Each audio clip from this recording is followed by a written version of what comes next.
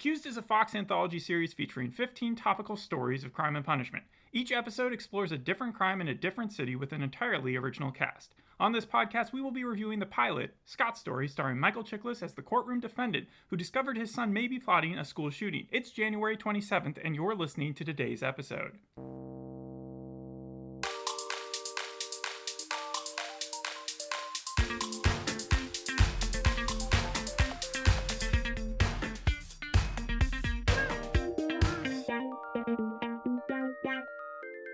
Now, I wanted to start this episode off with a little game. So one thing that people point out a lot is that in legal dramas, it's usually murder or a robbery or like a normal crime. But there are so many laws out there in so many different states in the United States that are just ridiculous. And I wanted to bring some light to them by sharing a few with you and seeing if you could guess which one wasn't actually true. So I'm going to give you 5 different laws that are out there that you cannot break, or that it's illegal to do in different states. 4 of them are true, one cities, of them is false. And one of them, see if you can guess which one's false. Ready? Okay. Starting with, in North Carolina, dog walkers cannot walk more than 4 dogs at once. Continuing, in Arizona, donkeys are not allowed to sleep in bathtubs. You can't put your donkey into a bathtub and then lull it to sleep. It's not allowed. I'm more interested in how these came to be laws, but go on. In Alabama, I wish I had that information. In Alabama, it is illegal to wear a fake mustache that causes laughter in church. Okay. And in Los Angeles, that one would be funny to find out how it came about. Like, who was doing that? I mean, yeah, I know that Alabama. Was Bill just being kind of a dick, and then Phil over there, part of the committee who took it too seriously, right, was like, we're gonna. So we've had one: North Carolina, Arizona, Alabama. What else? And then Los Angeles, it's illegal to cry on the witness stand. So all those dramas you see where they're just breaking down in tears, that's illegal in Los Angeles. Can't do that. Okay, that seems like a weird thing to mandate. But in Massachusetts, it's illegal to frighten a pigeon. To frighten a pigeon? Yes, like if you're walking across, everybody's done that, where they were just walking and they see a pigeon in front, you kind of But how can you measure that? That makes it's like a $20 fine. It's a $20 fine? Yeah. I'm gonna go because the Alabama one, I know they are very church centric. The donkey in a bathtub one, actually, now that I think about it, seems like the one that's fake. I'm gonna go with the Arizona one. That is absolutely 100% true. We have donkeys in Arizona, and you cannot put them to sleep in bathrooms. Okay, the one I was going to guess being false before was the Massachusetts one, the pigeon one. Yeah, the pigeon one is actually correct as well. Oh, okay, just what is it? I don't know. It's the North Carolina dog walker one. It's the most tame out of all of those. So, okay, so you can walk more than 4 dogs at a time. I assume so, okay, yes, because I just made that up. So that's pretty incredible, and there's a full, billion of these that I just couldn't get into, but for the sake of the game, it was fun. Now moving on to this episode, we got Michael Chiklis. I got a few facts about him. Again, another game. Can you choose which one is not true? Okay. He blamed his hair loss on the play You Can't Take It With You. When he was 20, he was in that, and he blames the makeup that they used continually as causing his hair loss. I know he's talked about it before. All right. Okay. Yeah, I'm assuming because you watched The Shield, so you should probably know some all of these. 7 seasons, yeah. Great. So some of these you can probably weed out yourself. Auditioning for The Shield actually cost him a chance at being a recurring character on The Wire. That sounds 100% true because I remember I watched The Shield 2018 reunion where they brought back the whole cast, and I think that they were talking about that. That situation sounds true. Yeah. He's the only actor of the 2005 Fantastic Four movie who was actually a fan going into it, even imagining playing Ben Grimm, the Thing, as a kid. Okay. Yeah. Mm-hmm. And then the last one is his real-life daughter played his daughter in The Shield. And I have to guess which one of these One of these is fake. One of these is fake? Yes. Okay.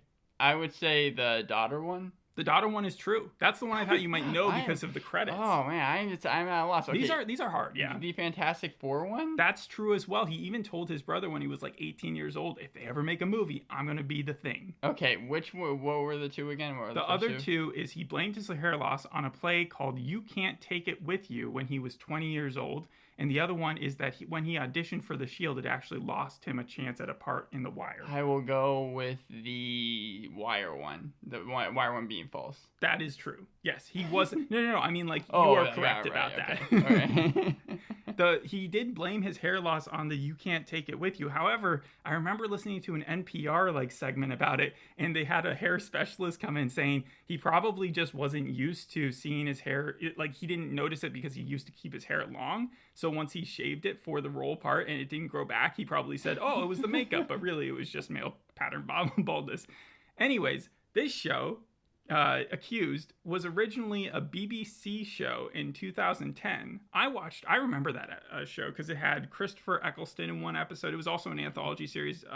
It had Sean Bean in an episode, and it had Robert Sheehan from Misfits and Umbrella Academy in an episode. And it was a different justice system because obviously you're not dealing with the U.S., but I did like it. I remember it wasn't a huge success ratings wise, but critically it seemed to do pretty well. It went 2 seasons. So that's probably why it was brought over here. Well, actually, the person who brought it over here is named Howard Gordon, who may be familiar to you because he was the showrunner and the conceptual artist on a lot of 24. And so he had a lot of friends in the industry, even going into Fox. However, when he pitched Homeland afterwards, after leaving 24, they said no. So that's why it ended up on Showtime. And originally, he didn't even envision this to be a good thing for a broadcast network. But then once they picked it up, he said, okay, well, we can do this. Okay. And so this came in right after an NFL game. I think it was the Cowboys versus the 49ers. So the ratings bump. Yeah, I saw that this had actually I saw an article that said it had 8 million views, right? It had 8.71 million views, but you can't say that the NFL had everything to do with that because the Cowboys got killed that game.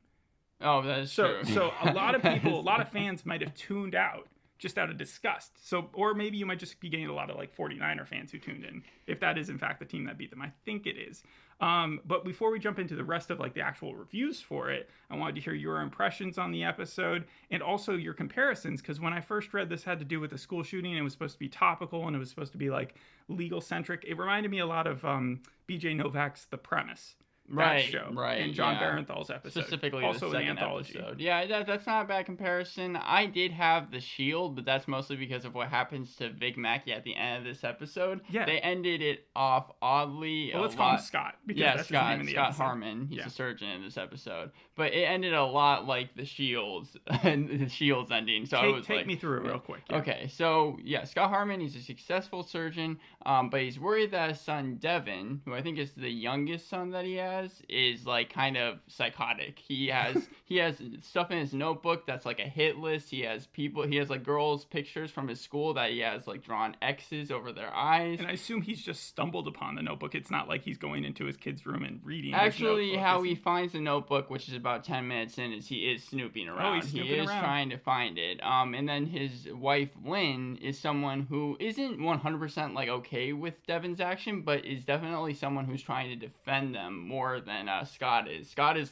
he's crazy, and Lynn, at least at the beginning of the episode, is no, he's fine. So then he's just a normal kid going through some crazy hormones and right. And I do want to say that this episode it does a front forward flash and backwards flash as well. It does flashbacks throughout the court trial, right? Right. Yeah. So we are learning about it. Well, it's kind of like a Slumdog Millionaire type thing. But I'm just going to be describing the back flashes first, and then the front flashes. Please do. Yes. So keep it sane. To start off, we have Scott Harmon. He's doing a surgery. We even see that he has a friend named Dr. Becker.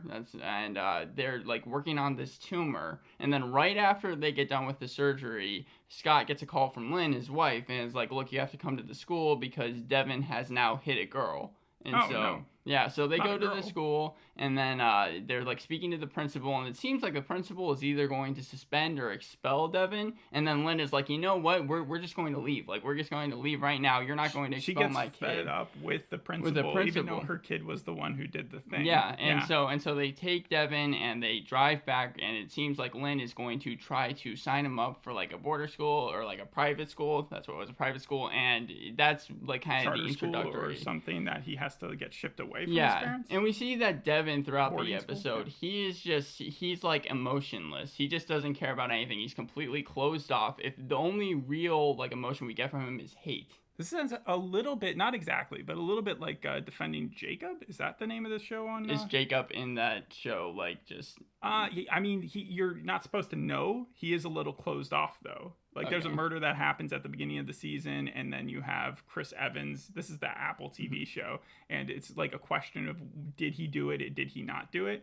Is there an actual school shooting that's about to take place in this episode? Well, it's just kind of like Defending Jacob. We don't know. We know that something is probably going to happen because Scott, he's like looking back at old tapes with Devin in them, and he's seeing that even when he was like 8 years old and dressing up like a pirate, his mom like opens up a shoebox and sees that there's a bird that he's killed and died. He also like is speaking to Devin. It's like Devin. the Omen kid, yeah. He's speaking to Devin early in the morning, and there's this like neighbor's dog that is barking, and then Devin is saying things like, that dog should be put down, and that's like after Scott was like, your other brother Alex, and Alex seems like kind of the good kid. He's like been able to find a scholarship to the different college. Kid, yeah. Yes, he's like, you know, Alex is coming back this week. Maybe you could like speak to him about. Was it all like pushing too much of the message? Like, oh my gosh, I get it. This guy is supposed to be a little insane, and we're supposed to side with the father. Or I didn't. You know what? It didn't beat you over the head with it. I will say one little con I had is that I didn't think that the person playing Devin was terrible at acting, but there were times where it's like, you know, he had to scream or he had to be like really mad about something, and it came off a little bit heavy-handed. Did it remind you at all of like Boyhood? Because I remember like Boyhood, no, okay, not in any I'm just way trying to like get some Boyhood. comparisons in there. But so yeah, zoom us ahead to the part where like Michael Chiklis does something crazy, where Scott decides to do something nuts. So they're going to go to this place called, I think it's like Deep Gorge. It's this like camping ground because Scott is just really trying to connect with Devin. This is family bonding time. Seeing what's going on, yeah. There was like a quick scene early on where we see that Devin, he's playing this games with the Oculus, so he doesn't know that Scott is listening in on him, but he's speaking to someone named Jax, and I just found that funny because Michael Chiklis in Sons of Anarchy and Jax from Sons of Anarchy, same name. That's a jump. Yeah. Anyways, though, Devin, he's like, yeah, I only have $3,000. I know I need $7,000 more for this thing, and that's what he's saying to Jax. And then he takes off his Oculus, sees that Scott is listening in on him, and then Scott's like, what are you talking about? And then that's when Devin is like, it's just an investment. And I was like, it's not an investment. Every single person watching this show knew that there was something that was shady definitely going down. Wrong. And was he buying drugs? Was he buying guns? Was he buying what was he doing? It's implied. There, yeah, it's implied. But the thing is that I actually have to say that this show did a good job, especially on a network television channel, of like actually being pretty disturbing. There were times where I was like, oh man, what's going to happen? Especially in the first half, I was like, what's Devin planning here? When they decide to like spend time with Scott and Devin and Deep Gorge, this is when the show started to lose a little bit of steam with me because I found it so crazy what Scott was going to do. He was like planning on maybe possibly killing Devin. See, and that's where I also read part of it, and he's a doctor. Yeah. He took the Hippocratic Oath. Like, even if he was thinking, I got to stop my kid somehow, that's unethical, it wouldn't be through hurting him. He does speak to Becker early on in the episode, and he's like, you know, sometimes I wish Devin, I have this vision of him dying in a car crash and me getting the call and me being somewhat relieved. But the fact that he was going to be going... Yeah, it was just so crazy. So what does he do? So they're just kind of talking, and the way that Devin agrees to go on this camping trip is Scott's like, I will talk to you about giving you the investment you need, the $7,000. Scott's gonna give him the money for it? Yeah, at first it was just kind of a ploy, but $7,000 to a teenager. Yeah, what happens is they're like they're on this small trail on this mountain, and they're like having to literally clutch the sides of this big rock. And I did have to say it came across comical because Scott's trying to like grab these straps on Devin's backpack to throw him over the edge. No. But the way that it was shot, and just the fact that was how he was planning on doing it, I was like, what is going on here? And if it couldn't get any worse, then Devin turns around and is like, what are you doing? Yeah. and then Scott's just like, I don't know. And then Devin just kind of storms off. And that's where we learned that apparently Devin needs $7,000 because he's planning on going on a trip with his friend Jax, who he was friends with over the internet, and he has this brochure for Iceland. And then Scott is like, yeah, he's looking at it and he's like, you know what? I was wrong about my kid. I shouldn't have tried to kill him. Yeah, that type of thing. Yeah. Apparently there was just no hard feelings, even though it was kind of obvious what Scott was trying to do. So he's like, you know what? I'll give you the $7,000, and this is like the final 10 minutes of the episode. Scott and him drive home. Everything seems to be going well. Devin even hugs Scott. Lynn comes out. He's happier than can be, and Lynn and Scott are just kind of like, oh, you know, everything's good. And Lynn is like, they found the dog. Turns out that Devin did absolutely nothing. And this is the part where I was so I missed the part where you said the dog died, but yeah, you said no, because Devin, like, he said he should be put down. Yeah, Devin said he should be put down. And there was even a question because there's a missing dog poster. I did not say that. But yeah, it's so everything is going well. And this is when I was like, what's the twist? The shoe? I know there's going to be something that happens. He's on the stand. You've seen the other part of the episode at this point. So you know that he's being accused of what? And in the final, he's being accused of possibly helping with murder because in the final 10 minutes, Scott sees on the news when he's at work that there's a shooter at Devin's school. Oh. And what do you know? But it's Devin. So he didn't kill his son. That was the big question, is whether or not this was all going to be about like him taking the reins, killing his son, and then being put up on the stand for it and having to like explain himself.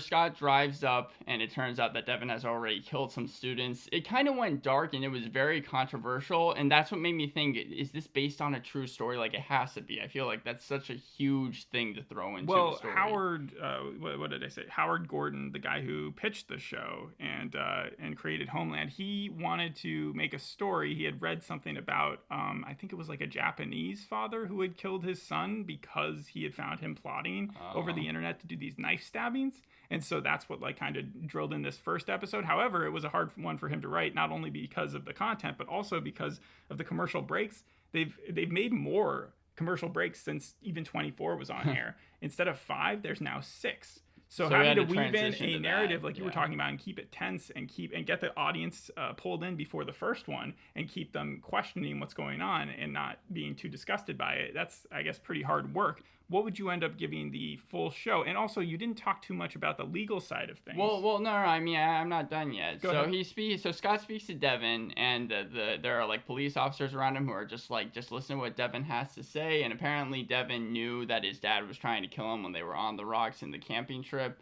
He has students that are in the classroom. There are like a ton of hostages, and basically, Devin just goes on this crazy rant talking about how no one really cares for him, and then turns the gun on himself and commits suicide. So Devin is dead. Yeah, you hear the shots over this like walkie-talkie. And the trial portion of it even starts off the show with Scott Harmon walking in about to go to trial, and this person pulling out a gun and being like murder and shooting him, but it turns out that was a paintball gun. Weird. So it was crazy enough. And then you kind of throughout the next episode actually follows that guy because he gets taken to court for doing that. I doubt it. Yeah, but when they're talking about like Deep Gorge, because the defense team is trying to say without the investment that Scott made, they wouldn't be able to buy the guns. So you mean the prosecutor is trying to say the prosecutor. He's the defense. Yeah, the prosecutor. And they only show the prosecutor's side throughout the whole episode. They never ever show the defense, which I found a little strange. But you see him on the stand, I assume. No, you never see him on the stand. They only bring in Dr. Becker, his friend, and then they bring in Jax, who Devin injured when they were doing the school shooting. He shot him, and now he's in a wheelchair but still in prison.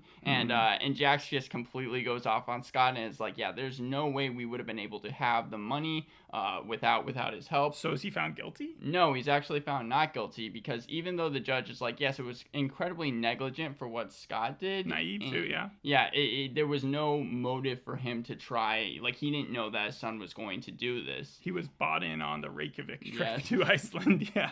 All right. And so Scott, he leaves. Alex is there. Alex, again, is like the really good kid, but just completely ignores Scott, and then he kind of walks away. And the final scene is Scott and Lynn being like, I was thinking that you might try and kill Devin on the trip, and you probably should have. And then it cuts to credits. And the reason why was that shocking to you? It was a shocking line and a good way to end it. The reason why it reminded me so much of The Shield is if you've seen the finale, thematically, both shows are very similar. As far as Scott's fate and Vic Mackey's fate? Yes, yeah. So when I went into this episode, I was thinking, okay, school shooting is going to be dark content. I did a few fact checks to just keep in mind because I know that is topical, like they're talking about. And over 300 shooting incidents in school grounds on school grounds last year.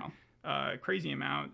Individuals who commit a school shooting are most likely to obtain a weapon by theft from a family member, but that doesn't seem to be the case here. It seems like they actually just bought them. Yeah. In 2000, well, how would you do that if they're under 18? It was 2017. Jax, I think, probably was over 18. I assume that's what happened. Okay. In 2017, a study published by American Academy of Pediatrics said that 40% of parents wrongly believe that their children don't know where their gun is stored. Again, not as irrelevant here, but still kind of a shocking figure. And you can kind of understand why they're why they did this one first. It does. Did it leave you wanting more?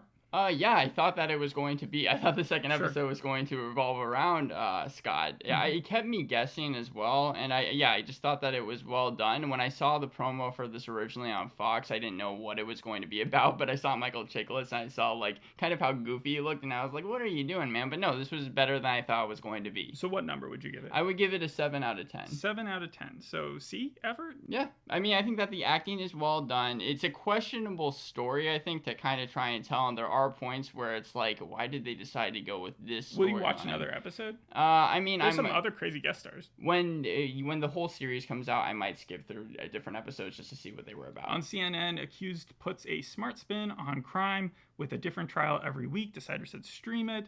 Hollywood Reporter said, despite a fresh concept, Fox's anthology crime drama falls flat, so you do get a little bit of back and forth there. Roger Ebert also gave it a slightly negative review, saying emotionally manipulative void. That's more than slightly. Yeah. And then 7.4 on IMDb, which is good, and a 3.9 out of 5 on Google. The ratings were good. It seems like it's destined to do pretty well and probably get another season. From everything you said, like the IMDb rating and the Google rating, yeah, I agree. I think it definitely falls around scores, there. Yeah. All right, well, that's all I've got. Anything else you want to add? No, that was about it. Any other comparisons you want to throw in there? It is a little bit like NCIS, where, you know, you do continually see different people brought to the stand and, like, saying different things. So in that... NCIS? You mean like Law and Order? Yes, Law and Order. That's what I meant. All right. Yes, but except for that, that's all the comparisons I really have. All right. Well, thanks for listening. We'll see you on the next episode. Hope you enjoyed this one. Bye. Bye.